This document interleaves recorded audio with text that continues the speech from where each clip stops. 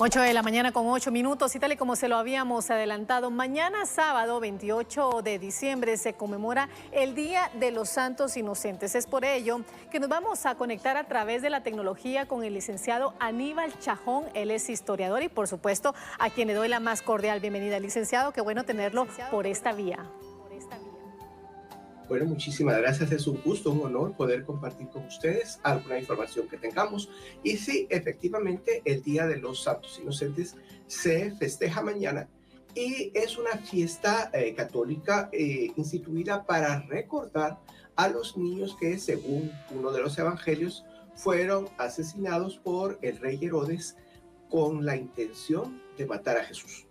Por eso la iglesia la reconoce como un martirio, porque fueron niños inocentes que murieron, inocentes simplemente porque Herodes tenía miedo de que le disputaran el poder. Y la fiesta religiosa está documentada ya a mediados del siglo IV de nuestra era, cuando el cristianismo ya era una religión tolerada en el Imperio Romano, ya aceptada en el Imperio Romano, pero justamente en la época en que gobierna uno de los emperadores que trató de regresar a la religión previa, a la religión tradicional romana. Y entonces las autoridades de la iglesia empiezan a destacar aquellos elementos que son necesarios para fortalecer la religión.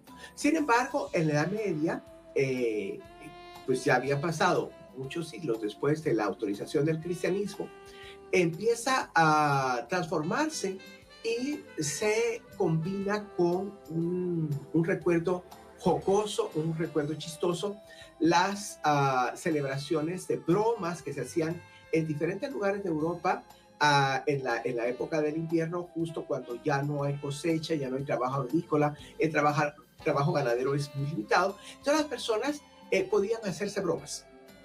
Y entonces lo que ocurre es que se combinan las dos celebraciones.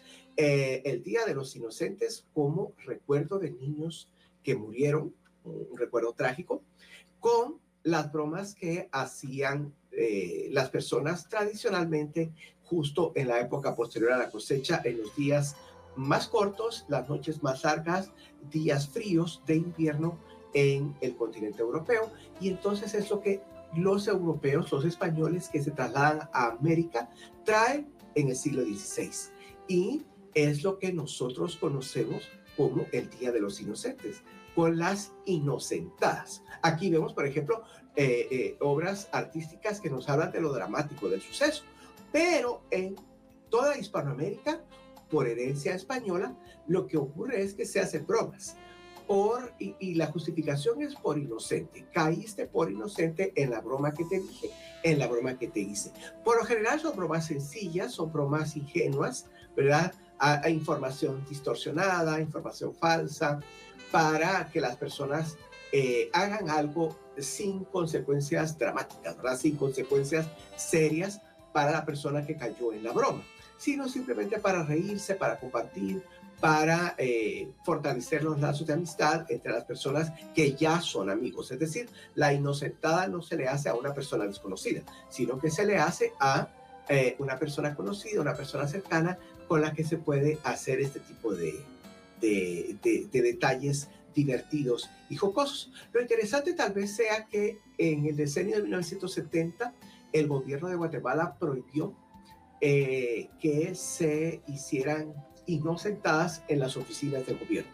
Quedó establecido, quedó prohibido, porque se le podía dar información equivocada a los usuarios, ¿verdad? A las personas se les podía decir, mire, su cuenta de energía eléctrica o su cuenta de agua subió, ¿verdad? O ya se le pagó, ¿verdad? Y la persona podía ya no pagar o se asustaba, en fin. Y eso se prohibió en las oficinas de gobierno, sobre todo en la atención al público, pero también entre los propios empleados, porque podías decirle, mira, este expediente ya lo aprobó el juez, ¿verdad? Y la persona es sorprendida, pero si no está firmado, ¿verdad? Entonces, eso quedó prohibido en los años 70 en Guatemala para evitar confusiones. Y luego ya pues ha tenido simplemente ese aspecto que hemos mencionado de diversión entre personas cercanas. Bueno, licenciado, esto es parte de la historia, pero quisiéramos consultarle por qué se asocia con un 28 de diciembre. Bien, los primeros cristianos al establecer fechas, pero las autoridades cristianas, al establecer fechas de celebración, quisieron colocar el recuerdo de estos niños inocentes a la par de dos fiestas que ya estaban establecidas. Uno es el martirio de San Esteban, el primer mártir, el protomártir cristiano, que él muere voluntariamente para, digamos, como testigo de Jesús y de su muerte y resurrección.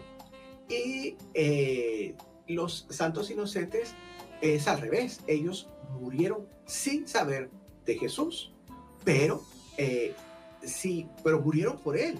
Entonces son los dos ejemplos de la forma en que se puede digamos, morir por Jesús. Y la otra cosa, la otra fiesta es San Juan Evangelista, que es el único santo apóstol de Jesús que no murió martirizado, ¿verdad? Según la tradición es porque él fue el único que acompañó a Jesús en el Calvario. Entonces, él es testigo de Jesús, pero no muere martirizado, no muere de una forma violenta, torturado, ni cosa por el estilo, sino que muere pues ya de anciano en su casa, ¿verdad? Y entonces son como las tres formas, ¿verdad? Los que mueren inocentemente por Jesús porque son buenas personas, y esto es lo que abre la evangelización al resto del mundo, digamos, a todas las personas que no son del pueblo judío, ¿verdad? Y que ya son cristianos y que se pueden salvar. Los judíos que se convierten como Esteban y Juan, ¿verdad? Unos con martirio, otros sin martirio. Y entonces, y al siguiente día tenemos el día del Santo Rey David, que es como de los precursores o sea, la gente que vivió antes de que Jesús naciera, pero que ya eran como elegidos por Dios porque por su comportamiento era lo que Dios esperaba que una persona hiciera, ¿verdad? Entonces, la ubicación es precisamente para recordar que ha nacido Jesús, por Jesús vino la salvación al mundo, y hay varias formas de ser testigo de Jesús, ¿verdad? De hacer cosas buenas, de ser santos, ¿verdad? Que es lo que propone Jesús, y que hay quienes mueren siendo santos, pero sin conocer a Jesús, porque estos niños no lo conocieron, ¿verdad? Eran nenes, eran chiquitos, tenían menos de 2 años, pero así en todas las sociedades del mundo, aunque no sean de confesión cristiana, ¿verdad? Que no digan, pues, Jesús es lo que sea, ¿no? Sino que son buenas personas, están, digamos, tienen acceso a la salvación según la doctrina católica. Bueno, licenciado, sin duda una tradición que se ha llevado a cabo a lo largo de estos años. Sin embargo, también hemos visto algunos aspectos que han ido evolucionando. ¿Cuáles serían esos aspectos y cómo ha sido esta evolución de esta tradición?